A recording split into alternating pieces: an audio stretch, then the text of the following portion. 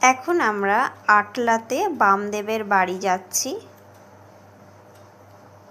বামদেবের আদি বাসস্থান আটলা, সেখানে আমরা যাচ্ছি। আমরা পৌঁছে গেছি বামদেবের বাড়ি। এটা হচ্ছে বামদেবের আদি বাসস্থান।